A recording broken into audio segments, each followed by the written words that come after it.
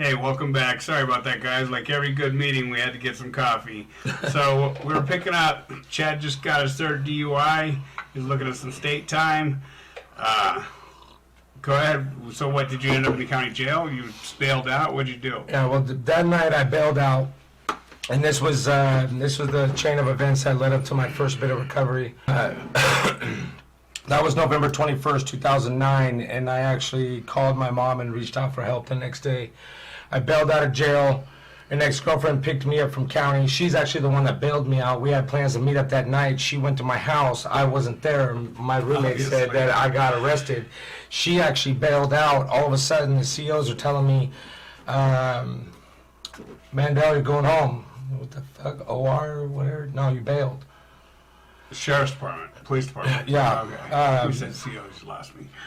Oh, I apologize. The local police department in Ventura County. I got kicked out of there before I even went down to main processing. I come out to the lobby and she's there, and we went to stop by the liquor store and we picked up a handle of vodka. And at this time, in where I'm at in my drug career is that I'm heavily abusing opiates. Right. Going back when I first started with my graffiti crew, I was really heavy into cocaine. 8 ball a day, at least a teener a day.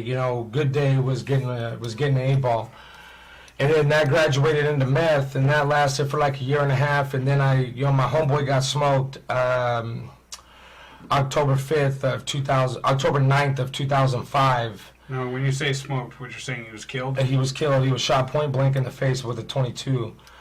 He was dead before he hit the floor, and that was like a heavy hit. And he had just did a county year, and when he got out, I thought he was going back to intravenous meth use. So I really didn't want to mess with him. I was just smoking dope. So I thought that I had things under wraps, but I'm not slamming dope, and I don't want anything to do with those kind of people. And I was actually very resentful with him starting to shoot dope because that was my crimey. My homeboy Mark, rest in peace, Lear, that was my crimey. We did everything together. Everything under the sun. When I first got introduced to the crew, he shortly followed afterwards. And, he was, almost like my mule when I was selling drugs and I was working at Whole Foods and going to culinary school. You're a runner.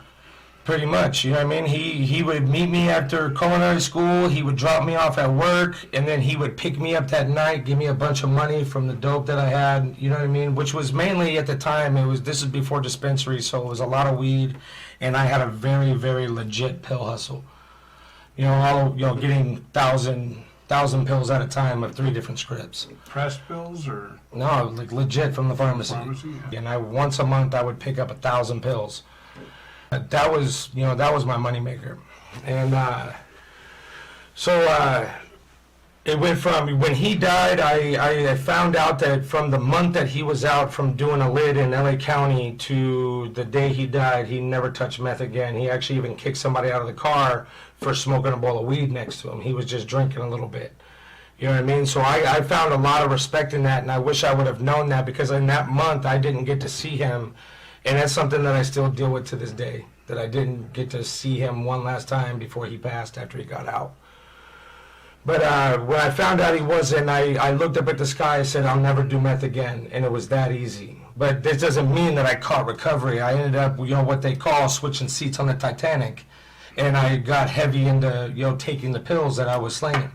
Because I had to have some sort of a fix to make me feel comfortable, to make me feel good. The pill hustle lasted a really long time. I was actually on game with that for a couple of years. Leading up to the point, when I said that I kicked heroin cold turkey, right at the tail end, right before I got busted, it was when the DEA was cracking down on all the, filling massive amounts of scripts and this and that. Because I had the 1,000 pill hustle, but I also had some crooked doctors that were cutting me scripts too. Right. But they were cracking down on filling so many scripts that it was all integrated now, and I was starting to get denied being able to fill scripts, and these things were just pretty much blank pieces of paper, even though it said 120 Roxy's on it. Right. You know what I mean? So it got harder and harder to be able to get the pills. In the last couple of months of my run, I actually turned to heroin. And I'm very mad at myself I didn't find that earlier, because it's actually a lot cheaper. than having to go mess with these doctors and fill scripts and this and that and da-da-da. But last 2 months, I picked myself up about a gram a day habit of heroin. You know, like I said, you know, I didn't even know what dope sick was. When I couldn't get any pills one day, I walked into work, and my partner with the pill game was at work.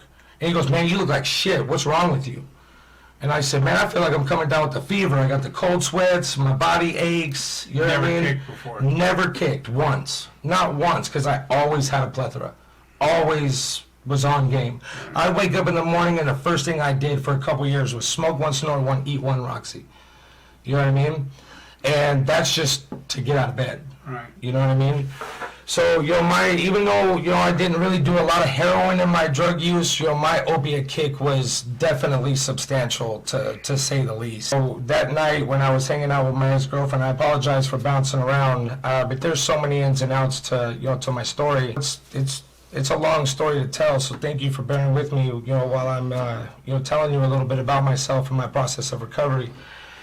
But November 21st, bailed out, picked up some booze. You know, my roommate, you know, was on deck with heroin, so that night I drank the whole handle with my girl, did some black in the camper in the driveway, and I woke up at like 5 o'clock in the morning, and I was completely, you know, dehydrated and feeling. Black here is known as heroin, black tar heroin. Yeah. So continue. Sorry, they don't understand a lot of our valley lingo Sure, or sure. whatever. So I'll be a little bit more I clear. like to with keep you them then. laced up. Sure, You know what I mean? Our absolutely. lingo. So because they have China White back there, Right. back East Coast, which Yeah. we big fan base back there. Thank you, East Coast. Appreciate you. You know. So yeah, I didn't mean to interrupt you. I just like to No, keep it's them cool. laced up on what we're discussing.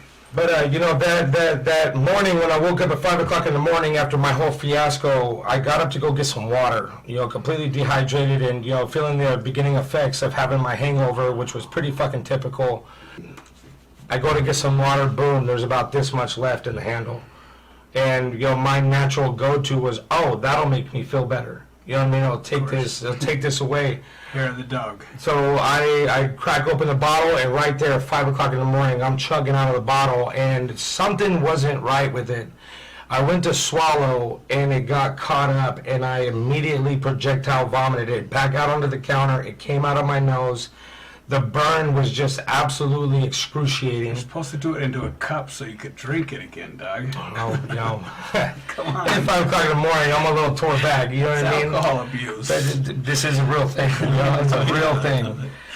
But, and that was like my moment of clarity. It was, you know, I just got busted again for same repetitive charge. And here I am at 5 o'clock in the morning throwing up vodka over the fucking kitchen counter. And I said, what am I doing to myself? I told myself I wasn't going to drink when I got out, and my natural go-to was to handle my business, get busy with this girl that I was coming over. You know, it's like I had something to prove, you know what I mean?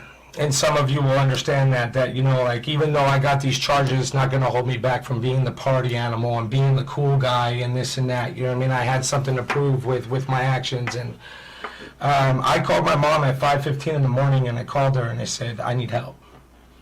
And she goes, why, what happened? I said, I'll tell you the details, but please don't yell at me. You know what I mean? We'll deal with the consequences as they come.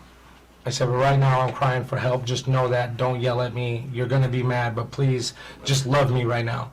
And I laid it all down to her. Got another DUI, bailed out. I'm explained the whole story that I just explained. And she said, where are you right now? And I said, I'm at home. She said, I'll be right there. And my mom came to see me. I think she took a shower and did some things because it took her a couple hours to get to the house. But, you know, she took the day off of work and she came to see me and she said, you're coming home. I'm going to take care of you and we're going to get this right. She gave me a family friend that was actually in the music business with my stepfather, has been sober like, you know, I think like 22 years or something at the time. They put me in contact with him, and my mom said as long as I follow direction from this man that I can stay at her house and she'll help me get through my kick. I got through my kick and I started meeting with this man, and I went through the 12 steps. And I will say in my first recovery, I did not find God whatsoever. You know what I mean? As soon as that word came up, I said, oh no, dude, this is some sort of a cult or da-da-da-da. All the negative light that gets put on AA or whatever A, you know what I mean, and as it being a, you know, a cult and this and that, you know what I mean, those feelings came up, and I never even knew anything about AA. And that's the stigma of the word God. so, you know, because things were starting to move, even within the first month, yes, you know what I mean, I was prejudiced against God, you know what I mean, especially with, you know, organized religion because of my tattoos. I tried to go to church, I got shunned for my tattoos, and, you know, very judgmental people. And if there's anybody out there that does go to church, I am not prejudiced against you if it's what is allowing you to have, you know, the happiness and freedom. You know, all my respects. Is just something that I couldn't find for my own self. But you do have a God in your life today, right? Oh, absolutely. Okay, Absolutely. I just want to be clear on that. But in my first recovery, I did not. Because things were starting to move forward, I got a good paying job. You know, a couple weeks after I was able to start getting out of my bed and being able to function. You know, because like I said, I quit cold turkey. No Subutex, no Suboxone, no Xanax, no nothing, dude. Right. I remember one time I tried to smoke weed. It was like my third day in, and that shit sent me to anxiety and paranoia like I've never felt before. Being tucked up underneath the covers, panicked, Sweaty. and dope sick was not a good combination. But you know, things were going so good, and my mom was really proud of me for meeting with Steve, you know, on a regular basis and going out to dinner with him and hanging with him, that I literally just went along with everything that my sponsor said. Are you hitting your knees? Are you talking to God? Oh yeah, absolutely. Sure, whatever you say. I did do an extensive 4-step. I did have an amazing experience on my 5th step, but as far as anything else with God through the 12 steps, I actually just wanted, you know, and people in the meetings and stuff were starting to notice that I was moving to the step work, you know, through my shares and whatnot. And to have the response that they gave me at the time was gratifying. Chad, you're doing so well, and da-da-da. So I was actually just going through the motions and manipulating everyone and thinking that Chad's doing the right thing, when in all reality, there were actually a couple instances where I had to bring back some serious old behaviors. And there was a particular person in the meeting. She's was a great girl. She actually still has recovery to this day.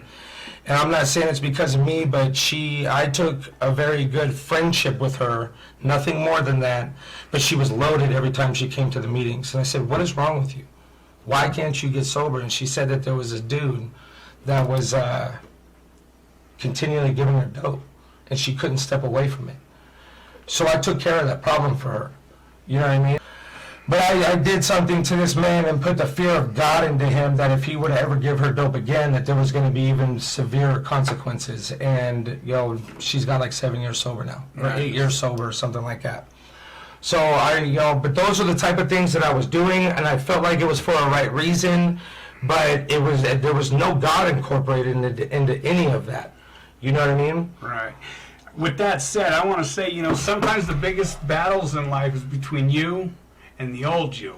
So, you know, like the old you had to come out into play on this one. You know, it's not who you were trying to be, but, you know, sometimes we have to revert to what we know, you know, because those are survival mode. Yeah. You know what I mean? And the old me is survival mode, you know what I mean? And today we live pretty much like they say, happy, joyous, and free. Yeah. I mean, I know you know me, like, so everybody out there that thinks I'm a tweaker, what's my drug of choice?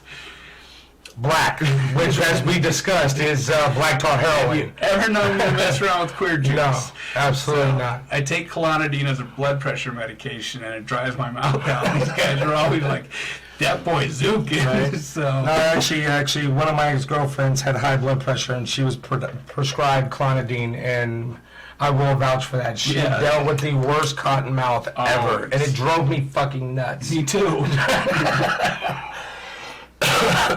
So,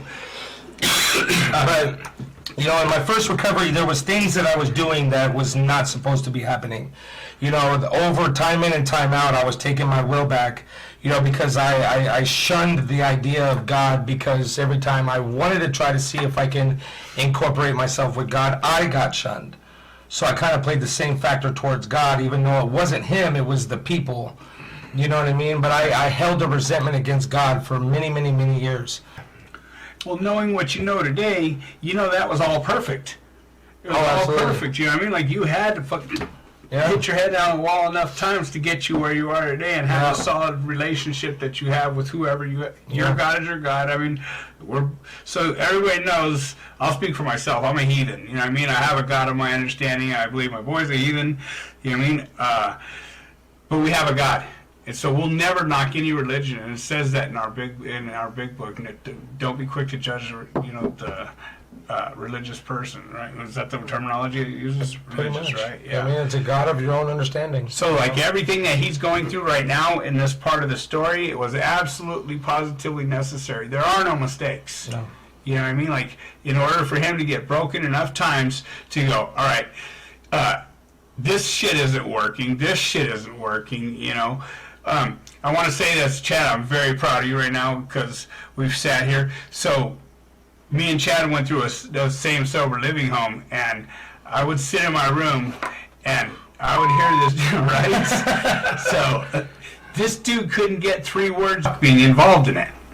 Now, I'm just sitting here thinking, man, I haven't had to count, because I'm like, I want to count how many times he says it's like, all through the room, all you hear is, I mean, like, you're totally different. And a lot of that, I believe, has to do with, so Chad's also a new happy daddy, you know what I mean, which is one of the gifts of recovery. He's able to be a father today. He's able to step up and show up, and he's doing a lot of that on his own. You know what I mean? Like, just because you're clean doesn't mean life's peachy all the time, right? So, like, you have your significant other still battling with some situations, if I'm not mistaken. But, as of right now, where we sit, she does have some clean time under her belt, and, things are good. But it has been a rocky road the last 6 months, and having someone that close to you seeing them hurt themselves and them not see it is devastating, man. You know what I mean? It's devastating, and she's such a bright, beautiful girl, and I speak nothing less than anything high of my woman.